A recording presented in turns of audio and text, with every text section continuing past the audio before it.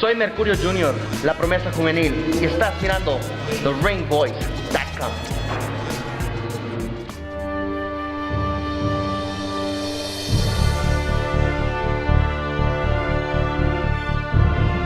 Hi, this is Josh Austin, back with another update on the world of combat sports, such as mixed martial arts, pro wrestling, boxing, and more. We must begin on a sad note, unfortunately, acknowledging the passing of a true pro wrestling legend and pop culture icon, that of course being Randy Macho Man Savage. He was one of the true great ones, ladies and gentlemen, and he will be greatly missed by fans worldwide. The WWE pay-per-view event Over the Limit saw Jerry the King Lawler finally defeat his arch-nemesis Michael Cole in a Kiss My Foot match, later on receiving help from Eve Torres and Hall of Famer Bret the Hitman Hart. Not to mention some help from good old JR Jim Ross.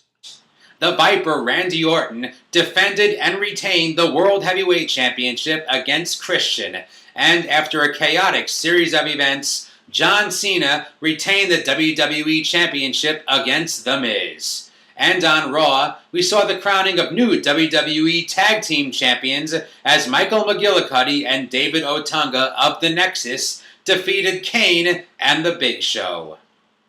In a bitter breakup several weeks in the making, Alex Riley was fired by and pummeled his former best friend and former WWE Champion, The Miz. And in the main event, the team of John Cena and Rey Mysterio defeated CM Punk and R-Truth with special guest referee Bret the Hitman Hart.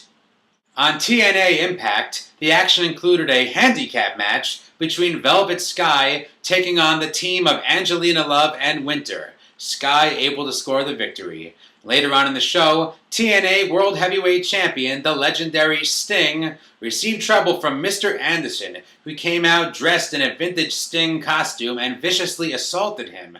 Sting faces Mr. Anderson at Slammiversary. And moving further west to the Southern California area, NWA Championship Wrestling from Hollywood saw another great week of action, in which Willie Mack took on Joey Chaos in the main event. Chaos able to score a controversial victory with the help of several cohorts. Willie Mack definitely will be out for revenge after this massive upset. Make sure to watch NWA Championship Wrestling from Hollywood every Saturday at 11 p.m. here in the Los Angeles area on KDOC TV or worldwide anytime at NWAHollywood.com. More Southern California wrestling action after these messages. In the heart of downtown San Bernardino, the American Sports University Sports Club offers training in boxing, MMA, martial arts, yoga, and pro wrestling from the Jesse Hernandez School of Hard Knocks. Call area code 909-889-5555 or go to americansportsuniversity.com for more info. For your SoCal real estate needs, call Sam Ramey, a trusted member of the community. Sam is your man to get you the best deal throughout the Southern California area. Call him at area code 909-376-7870 or email Sam at samrameyrealtor@gmail.com. Tired of overpaying on your bills and purchases? Learn a new way to be a consumer rock star. It's Prince Thrifty to the rescue. His revolutionary book will change your life. Go to princethrifty.com today. The EWF returns to the American Sports University in San Bernardino on June 4th, the Knights of Columbus Hall in Covina on June 10th, and Court Street Square in San Bernardino on June 11th. Go to EmpireWrestlingFederation.com for more info. I'm Bonnie Isle, here with the Barroom Saints, and you're watching TheRingVoice.com. The Empire Wrestling Federation put on its biggest event of the year this past Friday, May 20th at the Knights of Columbus Hall in Covina. It was the 15th anniversary extravaganza, jam-packed with incredible pro wrestling action. The evening kicked off with an emotional 10-bell salute to the Macho Man Randy Savage, in which the entire EWF locker room came out to pay tribute.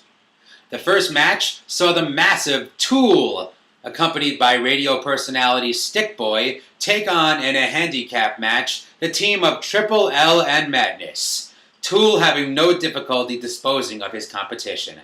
The second bout was a tag team match featuring Anchors Away, comprised of petty officers David E. Jones and Ryan Stone, taking on the newly formed tag team of Chris Cadillac and returning to the EWF, Tim Lovato, named Fly or Die. Fly or Die able to score the victory. And the third match was the highly anticipated EWF American Championship battle, in which Terex defended his title against Iron Man Mike Mays. What an incredible match. Blood, sweat, and tears went into this one, folks. Mays, despite having crushed ribs, despite all the injuries, managed to hoist the massive 400-pound Terex in the air for a body slam we will never forget. And the new champion, of course, is Iron Man Mike Mays. Some of the important EWF personnel weighed in on the match. Let's hear their comments. What a match, ladies and gentlemen. This was nail-biting. People were into this. They didn't know if he was going to overcome this mammoth man that we call Terex, but he did. Fate was on his side, and I can't wait to see him defend his title and show what he's really about. Should have been there. The crowd was electrifying. It was just an amazing spectacle, and that sold-out crowd at the arena, everybody I talked to after it could not believe the action that was in that ring, and a little bit out of the ring too, I should add. The EWF Tag Team Championship match saw the champs, Los Luchas, comprised of Zocre y Phoenix, defend their titles against the A-List, comprised of Top Shelf Jeremy Yeager and the overnight celebrity Roger Reese, accompanied by my co-hosts on the Danger Zone, the Hollywood sisters, Ashley and Nikki. It was a brutal battle in which, despite their best efforts, the A-List unable to score the victory, Los Luchas retained their titles. The Hollywood sisters attempted to help the A-List in this match, but unfortunately, things didn't go according to plan, and the A-List were furious about this, kicking the Hollywood sisters out of their alliance. Can you believe that? The Hollywood sisters are livid over this and have some comments. Let's see what they have to say. What are we supposed to do, Ashley? I don't know what to do. I can't go on. Okay, first of all, stop the tears. It's getting old, all right? We're going to be fine without the A-list. We don't need the A-list, okay? We're going on to bigger and better things in the EWF. This isn't the last you've seen of the Hollywood sisters. And just when you thought the action couldn't get any hotter, it was time for the great Empire Wrestling Federation annual tradition, the Great Goliath Battle Royal, featuring 26 of the top EWF wrestlers, all competing for the #1 contender spot for the EWF Championship. Competitors included the Rattle from Seattle, Eddie Matson, Ray Rosas, SoCal Crazy, and many more. In the end, however, it came down to only 2. Sean Ricker and the Project 56 Joshua Dunbar, who in a historic first managed to eliminate each other, causing EWF Commissioner Frank Mott to step in and make a decision. Those two guys winning it, just hanging in there, hanging and banging, as they say, was amazing to me. Now we're going to have them come back on June 10th, and they're going to duke it out for the #1 contender spot. We've never had that happen here in EWF, and it's amazing. But the good thing coming out of that is it's next June 10th, next show, EWF, there's going to be a #1 contenders match for the EWF Heavyweight Championship. You heard it, folks. June 10th at the Knights of Columbus Hall in Covina, Sean Ricker takes on Joshua Dunbar for the #1 contender spot. Comments from Joshua Dunbar. At the end of the Battle Royal, he was willing to put himself at risk with that drop kick, as much as willing to put me at risk. We got a new champion in Johnny Starr. So now it's a new day for little guys like us. It's time we start getting taken seriously, starting with you, Rickers. Let me tell you this right now, when I'm done with you, you're 00 crapped out. The crowd was delighted to see the return of several old EWF faces, including Brian Owen, KC, and former EWF champion, the Suicide Kid, Mikey Henderson, who would later referee the main event, who was honored with the special Great Goliath Award for his contributions to the community by Jesse Hernandez, Frank Mott, and Marty Elias. In an I Quit match, the Mega King, Tommy Wilson, took on the certified tough guy, Brandon Gatson, in a battle so brutal it sent Gatson into a state of delirium. Did Brandon Gatson really say I quit? We'll never know. However, the record books do show that the winner of that match was the Mega King, Tommy Wilson.